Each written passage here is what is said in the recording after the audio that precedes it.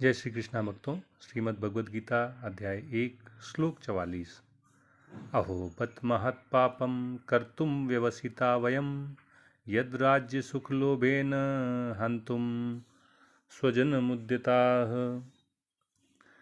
अर्जुन भगवान कृष्ण से कहता है, अहो कितने आश्चर्य की बात है कि हम लोग बुद्धिमान होकर भी जघन्य पाप कर्म महापाप करने के लिए उद्यत हो रहे हैं, तैयार हो रहे हैं। जो राज्य और सुख की भोगने की इच्छा से, लोभ से अपने ही संबंधियों को, अपने ही स्वजनों को मारने के लिए हमें उद्यत कर रहा है, प्रेरित कर रहा है, अपने ही संबंधियों को मारने पर हम तुले हुए हैं। अर्जुन ने भगवान से बड़े ही विस्तार से किसी कुल के वयोवृद्ध जनों की हत्या हो जाने से कुल और समाज में, जाति में उत्पन्न अव्यवस्था का वर्णन किया है। उसने भगवान को बताया कि जिनके कुल का नाश हो जाता है, उनके कुल की सनातन परंपरा नष्ट हो जाती है। कुल के शेष बचे हुए लोग अधर्म के, पाप के कर्मों में लग जाते हैं।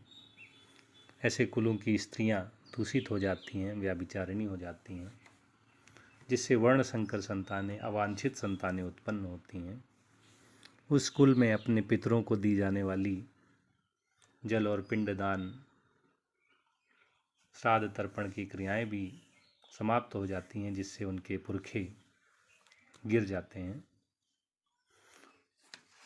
इसके बाद उसने ये भी भगवान को बताया कि जो लोग कुल परंपरा को नष्ट करने वाले हैं वो भी सुखी नहीं रहते, क्योंकि अवांछित संतानें, वर्ण संकर, उनके भी जाति और कुल धर्मों को नष्ट कर देती हैं। उसने भगवान को जोर देकर कहा कि ये उसके निजी अनुभव नहीं है, बल्कि गुरु परंपरा से उसने ये सुना है। गुरु परंपरा से जो सुना जाता है उसे ईश्वर के वाक्य के रूप में माना जाता है। उसे कोई काट नहीं सकता है, उसमें कोई त्रुटि नहीं होती है। इसलिए गुरु परंपरा से जो सुना जाता है वह बड़ा ही पवित्र होता है और उसे वेदों का वाक्य, धर्म का नियम मानकर वैसे का वैसा, बिना किसी बदलाव के, बिना किसी संशय के पालन करना होता है। और अर्जुन कृष्ण से कहता है कि कुल परंपरा के नष्ट होने से और कुल परंपरा को नष्ट करने वाले दोनों ही नरक में जाते हैं। ऐसा गुरु परंपरा से मैंने सुना है, अर्थात ये बिल्कुल सच है, इसमें कोई भी संशय नहीं है। ऐसे में अब वो भगवान कृष्ण से कहता है कि बड़े आश्चर्य की बात है, अहो